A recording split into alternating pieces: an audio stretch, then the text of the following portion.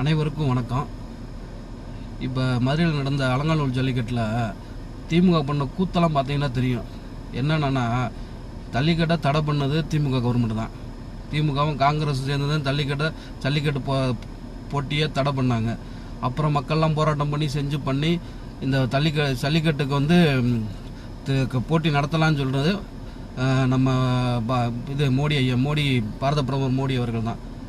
எப்படி சொல்லணும்னா, அவர் தான் அந்த உடனே அதுக்கான மசோதா நிறைவேற்றி உடனே ஜல்லிக்கட்டு போட்டி நடத்தணும். சரிங்களா? அந்த ஜல்லிக்கட்டு போட்டி நடத்த தடையாக இருந்தவங்க வந்து ஜல்லிக்கட்டு போட்டி நடத்துகிறாங்க. அதே நமக்கு மகா கேவலமாக இருக்குது. சரிங்களா? அதே மாதிரி ஜல்லிக்கட்டு காலை வளர்க்குறவங்களுக்கு மாதம் 1000 ரூபா தரேன்னு சொல்லி தேர்தல் வாக்குறுதி கொடுத்தாங்க. தேர்தலுக்கு முன்னாடி ஜெயிச்சதுக்கப்புறம் நிறைவேற்றுல. சரிங்களா? அவங்க ஆட்சி பிடிச்சி 55 மாதம் ஆச்சு.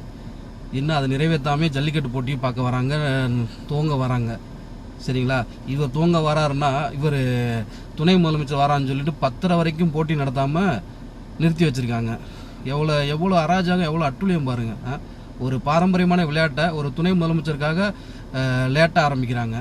சரிங்களா?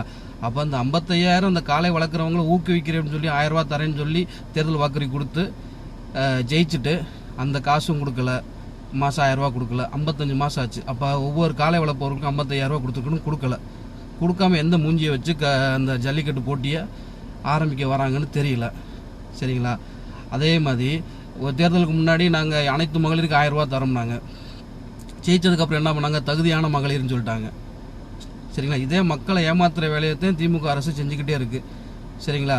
திருப்பரங்குன்றம் மலையில் தீபம் ஏற்றலாம்னு கோர்ட்டு தீர்ப்பு சொல்லியும் தீபம் ஏற்ற மாட்டேன்றாங்க. இப்படி மக்களை முட்டாளாக்குற வேலையாகவே திமுக அரசு செஞ்சுட்டு இருக்கு. இதை நம்ம பதிலடி கொடுக்கணுன்னா இந்த ஜல்லிக்கட்டு காலை வளர்க்குறவங்க ஜல்லிக்கட்டு போட்டியை பொதுமக்களாக நடத்தணும்னா நீங்கள் வந்து போட்டியை வந்து எப்படி சொல்லணும், அந்த ஜெயிச்ச ப்ரைஸ் வாங்கின ஜல்லிக்கட்டு வீரர் வந்து ப்ரைஸ் வாங்கினு மைக்கில் பேசணும்னு ஆசைப்படுறாரு. நான் ஒரு 2 வார்த்தை பேசிக்கிறேன்னாரு அமைச்சர் மூர்த்தி அவர்கள்ட்ட.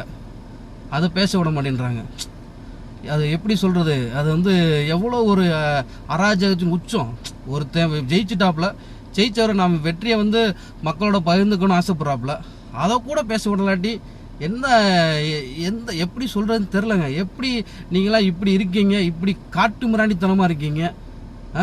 நீங்கள் தான் பெரிய எல்லாத்துக்கும் நீங்கள் தானா, எல்லாமே நீங்கள் தானா? மக்கள்னு ஒருத்தவங்க இருக்காங்க, அதை புரிஞ்சுக்கோங்க. மக்கள் இல்லாட்டி நீங்கள் இல்லை. மக்கள் ஓட்டு போட்டு தான் நீங்கள் ஜெயிச்சிங்க. ஆச்சு, இது முதலமைச்சராக இருக்கீங்க, துணை முதலமைச்சர் இருக்கீங்க. மக்களை மதிங்க. சரிங்களா? ஒரு ஜெயிச்சாமே சொல்கிறேன்னா சரி என்ன சொல்கிறேன்னு கேளுங்க. கேட்காம அடம்ட்டாக இருந்துக்கிட்டு நீங்கள் இப்படி பண்ணிக்கிட்டே இருக்க அந்த திருப்பரங்குன்றம் ஸ்டாலின் வரும்போது என்னாச்சு? கரெக்டாக அவர் வண்டி வந்து எத்தனை கோடி, டயரு எத்தனை லட்சம்லாம் தெரியாது, எத்தனை லட்சம், அந்த டயரே வெடிக்குதுன்னா நீங்கள் பார்த்துக்கணும். நீங்கள் பண்ணுற அராஜகம் திருப்பரங்குன்றம் முருகன் பார்த்துக்கிட்டே தான் இருக்கார். சரிங்களா? கரெக்டாக அவர் டயர் வெடித்து அவர் இறங்குறவனே லெஃப்ட் சைடு பார்த்தோம்னா மழை தான் தெரியுது. அவர் இறங்குன மழையை தான் பார்த்துருப்பார். கண்டிப்பாக இந்த இது வந்து அவருக்கு ரொம்ப எதிரொலியாக இருந்திருக்கும். சரிங்களா? நீங்கள் எப்படி பண்ண 2026 மக்கள் உங்களை வெறுக்க ஆரம்பிச்சிட்டாங்க. எப்படா இந்த ஆட்சி மாறும், இந்த ஆட்சி எப்படா முடிவுக்கு வரும்னு நினச்சிட்டு இருக்காங்க. சரிங்களா? எப்போ முடிவுக்கு வரும்னு நினச்சிட்டு இருக்காங்க. அதனால் 2026 நம்ம ஜல்லிக்கட்டு வளர்க்குறவங்க, ஜல்லிக்கட்டு காலை வச்சுருக்கவங்க, மாடுபிடி வீரர்கள் ஒரு டோக்கன் வாங்குற எவ்வளோ கஷ்டப்படுறோம் யோசித்து பாருங்கள்.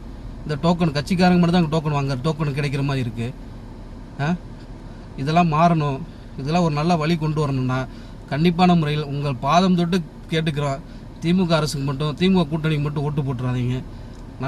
தமிழ்நாடு நல்ல நிலைமைக்கு போகணும்னா திமுக அரசுக்கு மட்டும் ஓட்டு போடாதீங்கன்னு கேட்டுக்கிட்டு நன்றி தெரிவித்துக்கொள்கிறேன். நன்றி, வணக்கம்.